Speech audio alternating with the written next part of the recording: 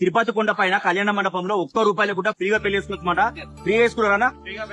ఫ్రీగా వేసుకున్నారు. ఓం నమో వెంకటేశాయ. All the best అన్న. అవును, మీరు ఇన్న నిజమే అండి. ₹1 లేకుండా తిరుపతి కొండ పైన కళ్యాణ మండపంలో పెళ్లి చేసుకోవచ్చు అనమాట. ఫ్రీగా పెళ్లి చేసుకోవచ్చు. మీరు ఏ రోజైతే పెళ్లి చేసుకోవాలనుకుంటారో 3 రోజుల ముందు ఆన్లైన్ లో అప్లై చేసుకోవచ్చు. మాక్సిమం 90 డేస్ ముందు కూడా అప్లై చేసుకోవచ్చు. వెబ్సైట్ డీటెయిల్ డిస్ప్లే ఇస్తున్నా. ఇక్కడ మీరు పెళ్లి చేసుకుంటే మండపము, పురోహితుడు, మేళం అన్ని ఫ్రీ అండి. పూజ సామాన్ ఒకటి మీరు తెచ్చుకోవాలి.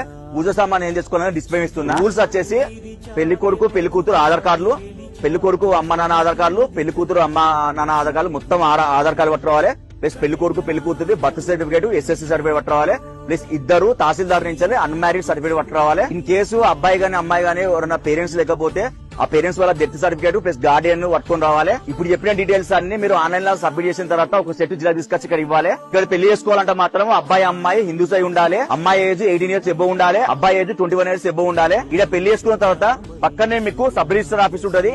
అక్కడ పైసలు కట్టి మీ మ్యారేజ్ సర్టిఫికేట్ తీసుకోవచ్చు. పెళ్లి అయిపోయిన తర్వాత మ్యారేజ్ కపుల్ కి వాళ్ళ అమ్మ నాన్నకి మొత్తం 6 మందికి ₹300 దర్శనం ఫ్రీ అనమాట. 6 లడ్డులు కూడా ఫ్రీ. విమల కొండ పైన పెళ్లి చేసుకోవాలంటే అదృష్టం ఉండాలండి నిజంగా. ప్లస్ టీడీ వాళ్ళు కూడా చాలా అంటే చాలా గ్రేట్ అండి. ఎందుకంటే ఇక్కడ రోజు కొన్ని వేల పెళ్లి అయితే ఫ్రీగా ₹1 కూడా ఫ్రీగా పెళ్లి చేసుకోవచ్చు. చాలా గ్రేట్.